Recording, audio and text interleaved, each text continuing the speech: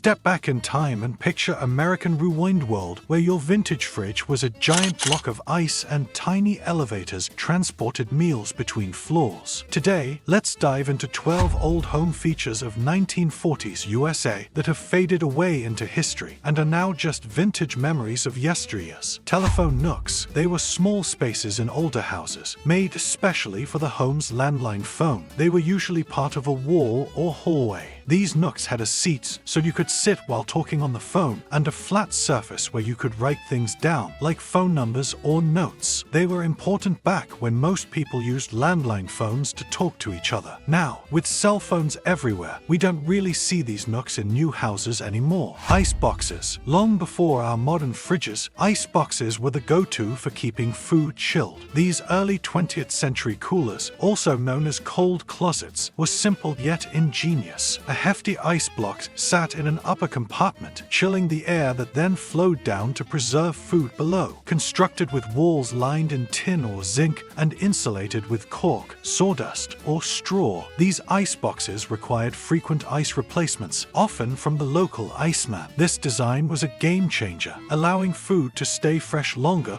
without needing to smoke or dry it. Transom windows. These petite windows perched above doors are a charming relic from older buildings. Before the era of air conditioning and central heating, transom windows were all the rage for their ability to let in a breeze and extra light, enhancing both ventilation and security. They were opened using a special tool called a transom operator. More than just practical, these windows added a distinctive architectural touch to any space. Murphy beds. In the 1940s in the USA, these were also known as wall beds. Murphy beds were quite popular, especially in small homes or apartments. These beds were designed to fold up into a wall or a cabinet, which helped save a lot of space. When the bed was not in use, you could simply fold it up, and it would look like a part of the wall or a cabinet, giving you more room for other activities. This was really useful in small living spaces where every bit of space mattered. People living in cities or in tiny apartments found Murphy beds very handy for making the most out of their limited space. Parlors. In the 18th and 19th centuries, the parlor was a symbol of your social standing. This was the showpiece room where families welcomed guests, flaunting their finest furniture and artwork. Known as the house's pride, the parlor played host to significant events like weddings, births, and funerals. Kept under lock and key when not in use to maintain its pristine condition, it was a space of elegance and comfort, often featuring plush chairs, a cozy sofa, and sometimes a piano. As times changed, bringing TVs and modern entertainment into homes, the parlor gradually transformed into today's living room. Servants' quarters. In grand homes from the late 17th to the early 20th century, servants' quarters were a common sight. These were the dedicated spaces where household staff lived and worked, often tucked away in basements, attics, or separate wings. The design was strategic, keeping servants close for work, yet discreetly apart from the main living areas. These quarters are a window into the past, revealing the stark contrasts between the lives of the wealthy and their servants, and how these dynamics evolved over time. Wash basins and pitchers. Before the luxury of indoor plumbing, wash basins and pitchers were household staples. These were typically housed on a washstand, a specially designed piece of furniture, often crafted from fine woods like mahogany or walnut. It was a daily ritual to use these basins and pitchers for washing up in the morning or before bed. As plumbing systems advanced, bringing sinks and running water into homes, the once essential washstands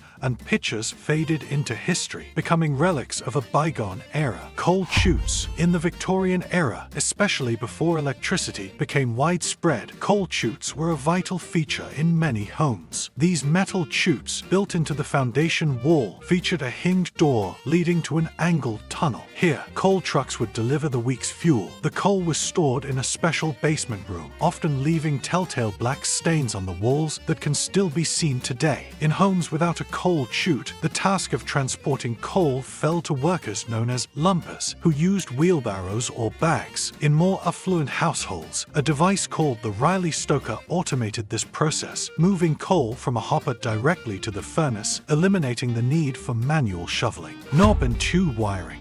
This early electrical wiring method, popular from the 1880s to the 1930s, involve single insulated copper conductors threaded through walls and ceilings, held in place by porcelain tubes and knobs. It was the go-to choice for its cost-effectiveness at the time. However, knob and tube wiring had significant limitations, such as the absence of a safety grounding conductor and a vulnerability to mechanical damage. As the electrical needs of homes grew, this wiring method became obsolete, giving way to modern, safer electrical systems. Milk doors. Imagine a time when fresh milk was delivered directly to your home, a common practice before the widespread use of refrigerators. Milk doors were a nifty solution in many old homes and apartments for this daily delivery. These small, two-way insulated doors, built into the walls, allowed the milkman to deposit milk bottles from the outside. Residents could then conveniently retrieve them from inside, avoiding a trip outdoors. This clever design not only protected the milk from animals and potential theft, but also simplified life for homeowners. Milk doors were a significant convenience in an era before the advent of modern supermarkets and refrigeration. Butlers Pantry. In the grand homes of the 19th and early 20th centuries, the butler's pantry was a crucial space. Positioned between the kitchen and dining room, this area or room was dedicated to storing and preparing for meal service.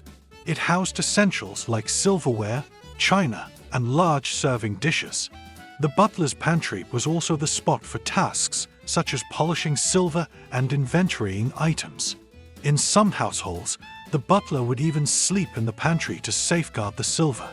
While their role has evolved, butlers' pantries still grace some modern homes, often serving as a convenient area for meal setup and storage of dining essentials. Dumbwaiters. These miniature freight elevators were a staple in multi-story homes and are still seen in places like restaurants and schools. Before the advent of electric motors in the 1920s, dumbwaiters were manually operated using ropes and pulleys.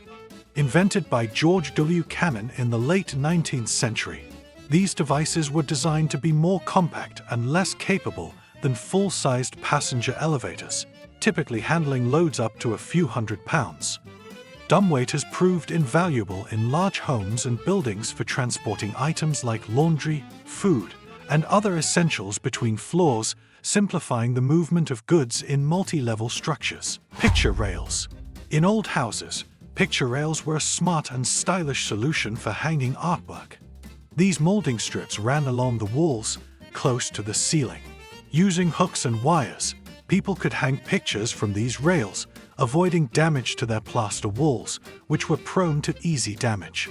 More than just functional, picture rails also added an aesthetic element to rooms.